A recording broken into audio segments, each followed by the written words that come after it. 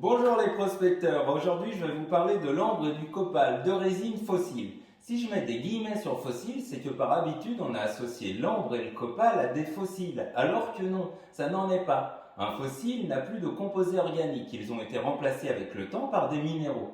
L'ambre et le copal ont eux encore leurs composés organiques. Je ne vais pas m'étendre plus sur ce point et je vais rester avec le terme fossile dans cette vidéo.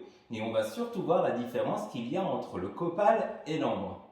Souvent, le copal est considéré comme une résine fossile plus jeune, moins dure et surtout moins noble que l'ambre. Si on regarde l'âge des résines fossiles trouvées sur Terre, la résine fossile la plus vieille ayant été trouvée date de 230 millions d'années et il s'agit d'un copal. Pour comparer, l'ambre de la Baltique est lui vieux de 40 à 50 millions d'années, soit 4 fois plus jeune que ce fameux copal. On peut regarder aussi la dureté. L'ambre a une dureté de 2 à 2,5 sur l'échelle de Mohs. Le copal a lui une dureté de 1. Sur l'échelle de Mohs, la dureté de 1 est associée au talc. C'est pour vous dire à quel point le copal est vraiment très tendre. Pourtant, en Asie du Sud, on trouve un copal appelé résine d'Amar qui est aussi dur que l'ambre.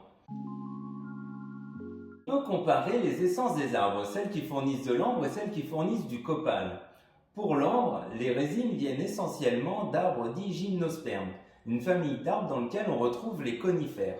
Pour le copal, les résines viennent d'angiospermes, une autre famille d'arbres. Mais certains ambres viennent également d'angiospermes. On peut regarder aussi la présence d'acide succinique, et c'est peut-être là la différence marquante. Peu importe la localité, la datation, l'essence d'arbre, si la résine fossile contient entre 3 et 8% d'acide succinique, ça sera considéré comme de l'ambre. En dessous, on parlera alors de rétinite ou de copal.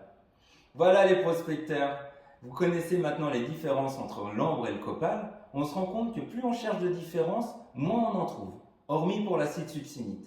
Mais est-ce que c'est pour ça que le copal doit être considéré comme étant moins noble que l'ambre ? Je vous laisse sur cette question, je vous dis à la semaine prochaine pour une nouvelle vidéo. Salut les prospecteurs!